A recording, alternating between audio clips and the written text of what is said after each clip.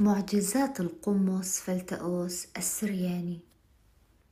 يحكي هذه المعجزة شاهد عيان وهو أحد الآباء الرهبان، فيقول: ابن أختي كان يعاني من ألم ومغص كلوي شديد، وقد أجريت له فحوصات وأشعات تبين منها وجود أملاح وحصوات بالكلى، واكتفى بأن يتعايش مع الآلام بمسكنات شديدة، واستمر على هذا الحال عدة شهور حتى اقترب موعد زواجه. فذهب إلى طبيب أخصائي، وبعد الكشف عليه طلب منه أن يعمل تحليل وظائف كلى. وعندما ذهب للعيادة بنتائج التحاليل صرخ الطبيب في وجهه وعنفه جدا، لأنه دمر كليتيه من كثرة المسكنات، واقترب من فشل كلوي نتيجة تعاطيه هذه المسكنات.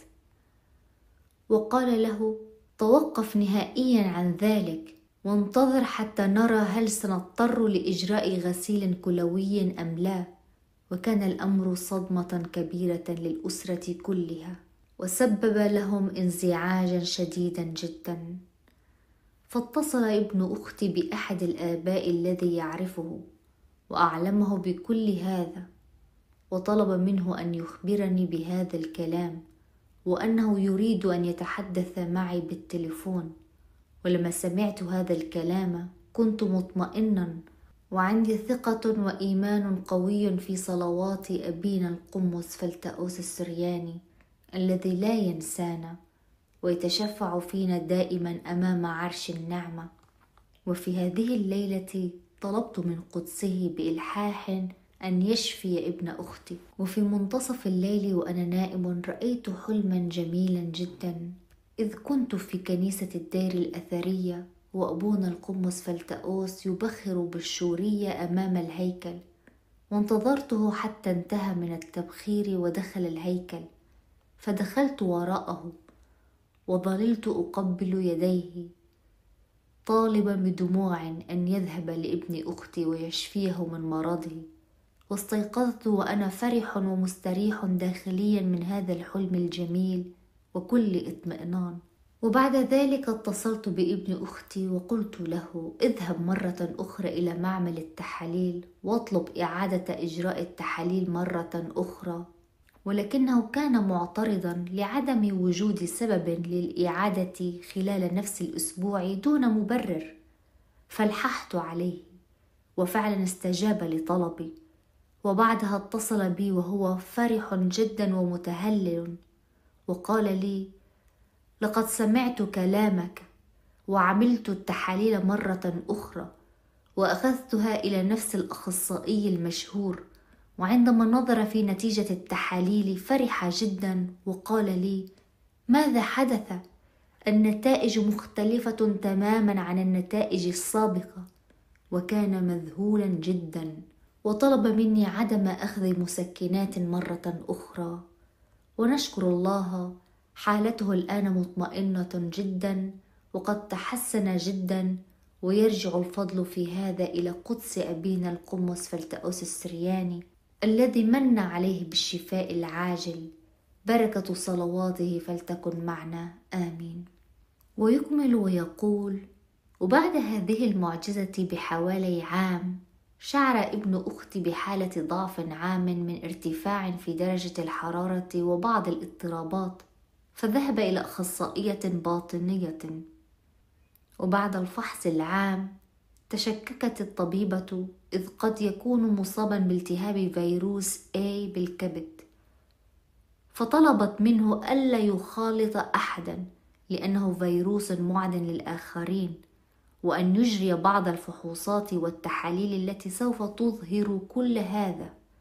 ولكنه خرج متخوفا جدا مما قيل له، واتصل بي وأعلمني بذلك، وطلب مني أن أرفع الأمر إلى أبينا القمص فلتأوس. وبالفعل طلبت من قدسه أن يتدخل في هذا الموضوع ويشفيه كما شفاه سابقا، وأنا كل ثقة أنه سوف يستجيب.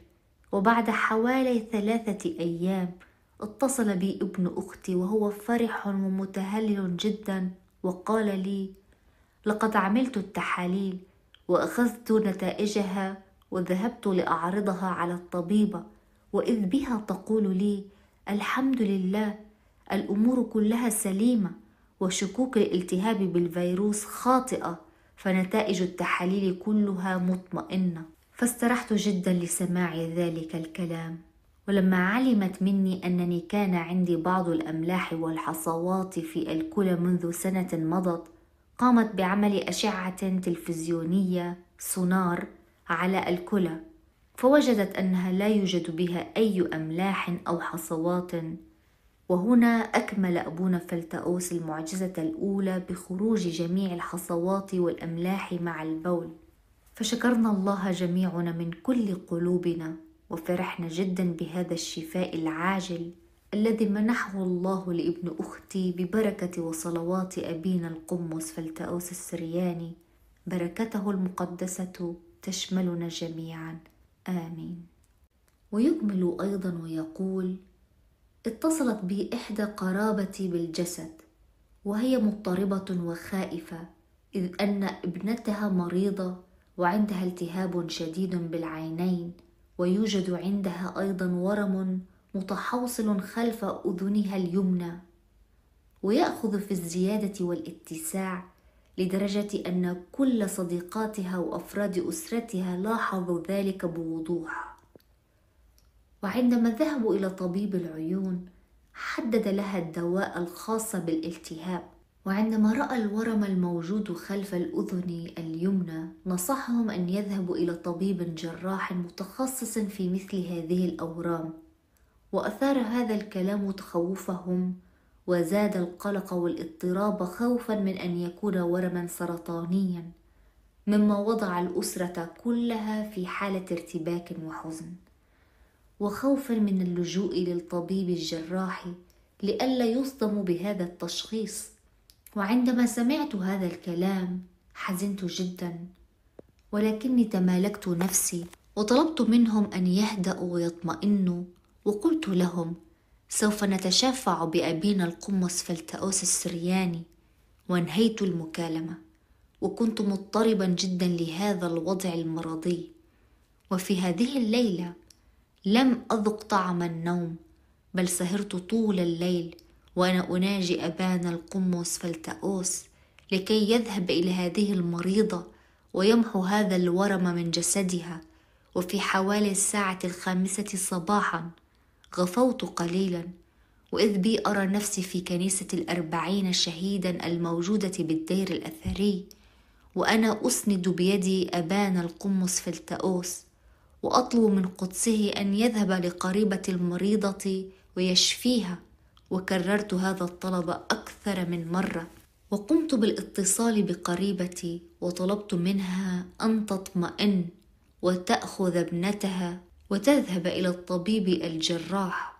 وبالفعل ذهبوا بها إلى الطبيب في نفس اليوم. وكانت المفاجأة السارة، إذ أن الطبيب لم يجد أي أثر للورم على الإطلاق، والكل كان في حالة ذهول واستغراب، ولم يعطهم أي علاج، وأبلغوني بهذا فور خروجهم من عيادة الطبيب. فحولت فرحي إلى شكر لله وإلى أبينا القمص فلتأوس السرياني الذي بشفاعته قد شفيت من هذا الورم. وبعدها بيوم حلمت بأبينا القمص فلتأوس، وكان فرحا ومتهللا ووجهه منير جدا، وقال لي: شفت يا خويا أنا عملت إيه؟ شفت يا خويا؟ وكرر هذه العبارة أكثر من مرة. فقلت لقدسه: متشكرين يا أبونا، متشكرين يا أبونا. وهذه الابنة الآن بصحة جيدة جدا، ونشكر ربنا يسوع المسيح الذي أنعم عليها بالشفاء العاجل بصلوات وطلبات أبينا البار القمص فلتأوس السرياني. بركة صلواته فلتكن معنا، آمين.